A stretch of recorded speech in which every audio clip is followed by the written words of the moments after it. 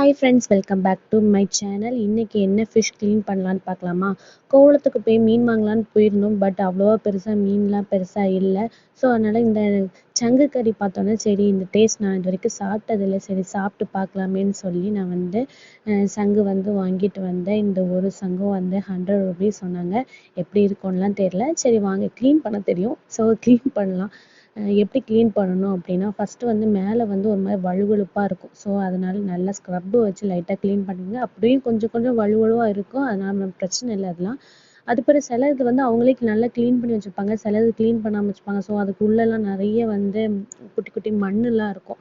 So அதனால் அதுக்குள்ளேயும் நீங்கள் தண்ணி ஊற்றி நல்லா க்ளீன் பண்ணிக்கிடுங்க. எனக்கு நல்லா ஃப்ரெஷ்ஷாகவே க்ளீன் பண்ணி வச்சுருந்தாங்க. நல்லா ரொம்ப க்ளீன் பண்ணணும்னு அவசியம் இல்லாமல் இருந்துச்சு.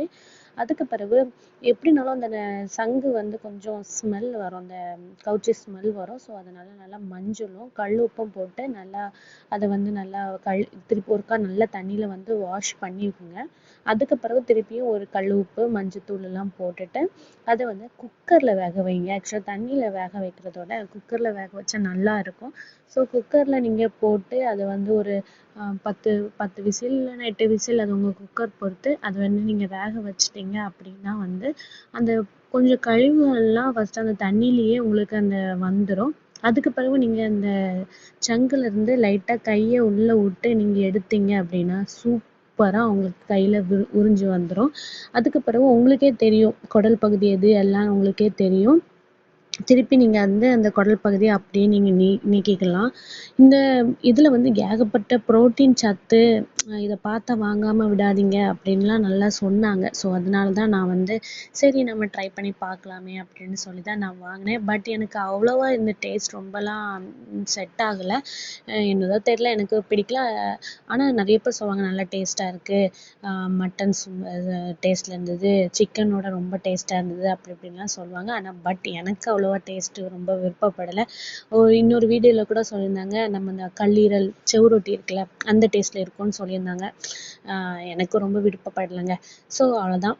இப்போ நம்ம எப்படி வெட்டணும் அப்படின்னா, வெட்டுறது கொஞ்சம் ஹார்டாக தான் இருந்தது, ரொம்ப சாஃப்டாலாம் இந்த மாதிரி இல்லை.